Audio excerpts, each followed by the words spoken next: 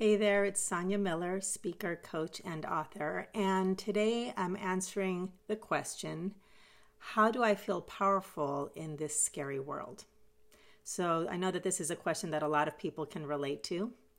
And there's a lot I could talk about.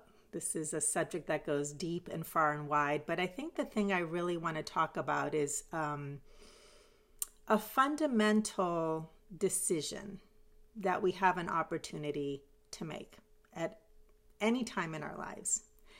And that is the decision, am I going to live my life from instinct or insight?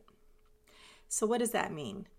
I like to think of instinct as that part of us that lives life through our five physical senses. We relate to the world.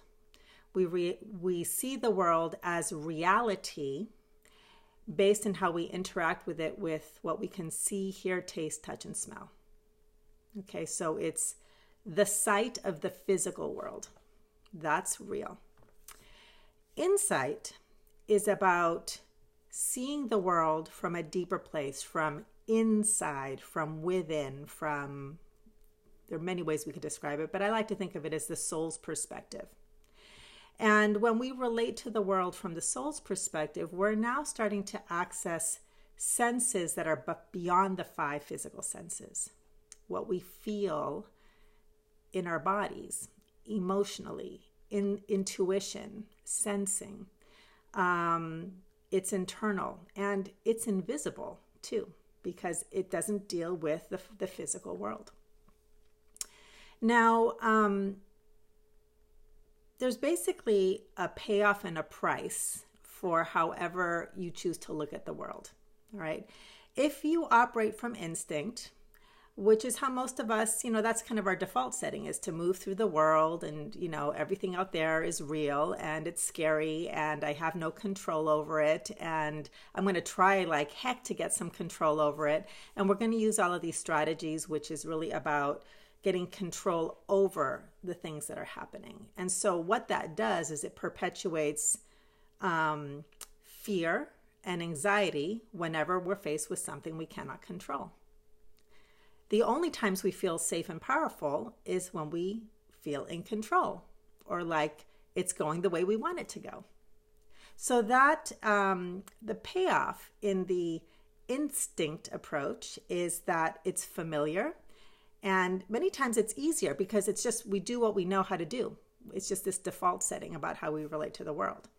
Now, the price of relating to the world as if that's all there is that you can feel better on occasion, but it can never last, because what you're really looking for when you're trying to control things is a sense of power and safety. And the underlying consciousness is, I am not safety, I am not power.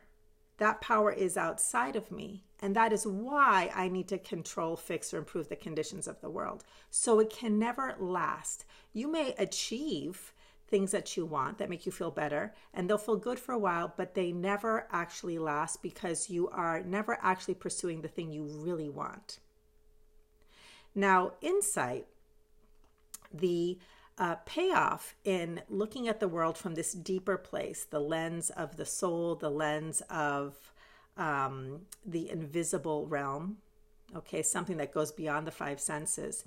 The payoff in that is that as you touch into the truth that you can find there, which is that your true nature is safety and power beyond your wildest imagination, you can touch into this eternal, stable source within you. That is what you actually are always really looking for, but you were looking in the wrong place. You were looking out there instead of in here. The price of operating from insight is that you can't control any of it. And that goes against our instinct. We want to control. Okay, so these two ways of relating to the world have an element of discomfort no matter what. And when I'm talking to people who are exploring coaching, On the one hand, they start to really connect with the possibilities. They hear their friends talk about these breakthroughs that they're having and this permanent and lasting expansion. It sounds wonderful. But then when they hear what the journey entails, that they can't control it, that I can't guarantee them the outcome they want because the outcome in the physical world is not what they're looking for. They're actually looking for something deeper. So it requires a tremendous amount of surrender and a tremendous amount of curiosity and a tremendous amount of letting go of control. A lot of times, a person won't necessarily be ready to do this deeper work because the part of us that still wants control is going to override that. Okay, but here's the thing I want to say about that. No matter what, there's discomfort. So you get to choose what kind of discomfort you want. Do you want the discomfort of trying to control something that you cannot control, which is the physical world and all the things that happen, whether it's on the large scale or whether it's on interpersonal scale? You cannot control the people or the conditions of your life. You can have the illusion of it, but it never lasts. So at best, you'll have the illusion of control, which will give you the illusion of safety until that passes. So there's the discomfort of bumping your head against the same brick wall over and over and over again. And there's the comfort of what's familiar. Or you can decide to take on the discomfort of not having control, diving into this realm that will require skill sets that are unfamiliar, okay? But the comfort and the promise there is that you can finally find what you've been seeking. So how do I feel powerful in this scary world?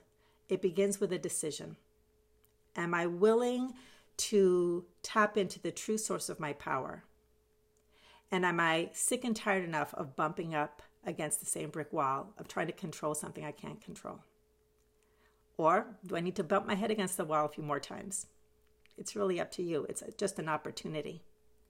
For me, when I got sick and tired of trying to control my outer world, and life gave me enough circumstances where truly it felt like, wow, there's not a shred of an illusion of control here, did I do this deeper dive. And this is when I started to open up to the stability of a safety and a power that is independent of the conditions of my life. Do we feel emotions? Is it intense sometimes? Is it joyful and peaceful beyond anything that's imaginable? Absolutely. But this deep power doesn't mean that you don't have the experiences of life. You do. You just learn to relate to it in a different way from a very deep, stable place. And one of my favorite metaphors is when you're the ocean, at the depths of your being, there's always calm and stillness. Sometimes the surface is smooth, sometimes there's raging waves, but the essence beneath all of it is a calm, peaceful stillness. So, where to begin with this deep philosophical conversation? If you would like to feel more powerful in this scary world, then it all begins with willingness. I am willing to discover the true source of my power, under all conditions, better than I ever imagined. Every time you find yourself wanting to control something that you cannot control, just notice and begin with willingness. Have it be your mantra. I am willing to discover the true source of my power under all conditions. In other words, no matter what's happening, better than I ever imagined. Try it on for size. You have nothing to lose. And as you direct your willingness and your attention towards the true source of your power, rather than the outer world, where your attention goes, the energy flows. That attention will start to give life to awarenesses, opportunities, insights that will keep opening you up to the insights that you need to relate to the physical world in a more freedom-based way. I hope that was helpful. And if you like this, if you found it useful, please like and share. That helps me reach the people that I'm here to serve. And please send in your questions because I'm really loving this opportunity to answer questions from the soul's perspective. All right, have a great day. See you in the next video. Bye.